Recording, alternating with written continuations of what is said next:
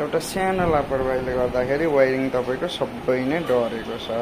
अब यो वायरिङ के कारणले डढेको भन्नुहुन्छ भने एउटा सानो जम्मा जम्मी एउटा सेल्फको प्रब्लमले गर्दा यही हो। गाडी कुनै ठाउँमा सेल्फ खोलेको थियो, खोलेर सेल्फको ब्रान्डेड पिनियन फेर्दाखेरि यति कुरोलाई ध्यान नदिएको कारणले, यति सानो कुरो ध्यान नदिएको कारणले यस्तो भएको छ लापरवाही। हेर्नुहोस् है, यति यो आर्मेचर त्यतिखेर फेरिदिएको भए आज यो गाडी यसरी बिजोक हुँदैन थियो होला।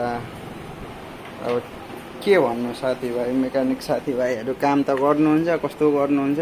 यति एउटा कुरो फेर्नुभयो, बनाउनु भयो, तर त्यति एउटा सानो कुरो ध्यान नदिएको कारणले आज यस्तो भयो। ल त यही हो गाडी। अब बनिसकेपछि त्यस पछाडि तपाईँहरूलाई देखाउँछु। म यो अब कस्टमरको सजेसअनुसारले बुनिदिँदैछु। फेर्दा पनि हुन्थ्यो, अब फेर्नुभन्दा चाहिँ कस्टमरले अलिक आर्थिक अवस्था त्यस्तै भएको कारणले बुनि नै दिनु भन्नुभयो, त्यही भएर बुनिदिएको।